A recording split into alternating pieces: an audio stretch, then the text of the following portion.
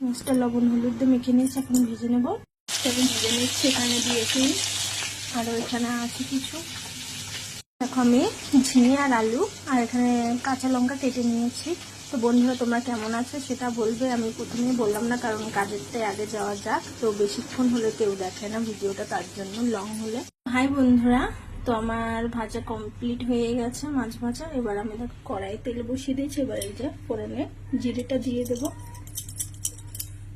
চলো এখন সবজিগুলো দিয়ে দেবো এক এক করে। বন্ধুরা এই দেখো আমি সবজি দিয়ে এখানে লবণ হলুদ সব দিয়ে দিয়েছি।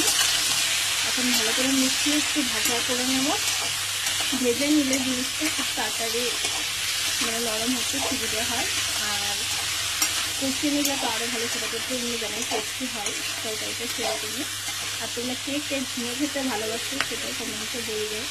এই দেখো এখানে আমি লঙ্কার গুঁড়ো, জিরের গুঁড়ো আর ধনের গুঁড়ো গুলিয়ে রেখেছি, জল দিয়ে ভিজিয়ে রাখলে একটু ভালো হয়। এখন দিয়ে দেবো। এরকম আমার সবজিটা একদম সেদ্ধই হয়ে গেছে। তো তোমরা এরকম করে থেকে রান্না করো ইলিশ মাছ। আমি তো ফার্স্ট টাইম আজকে বানাচ্ছি, কারণ বর মাছের খেতে চেয়েছে।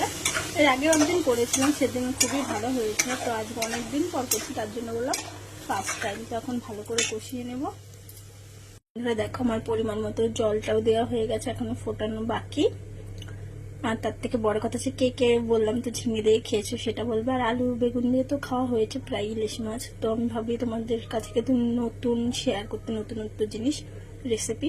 তো আমার গলাটা ভেঙে গেছে, ঠান্ডা লেগেছে খুব, তার জন্য ভালো ভিডিও দিতে পারছি না, রিলস। তো ফোটানোটাই বাকি, সেই টাইমটুকু একটু অপেক্ষা করতে হবে। দিয়ে দেবো।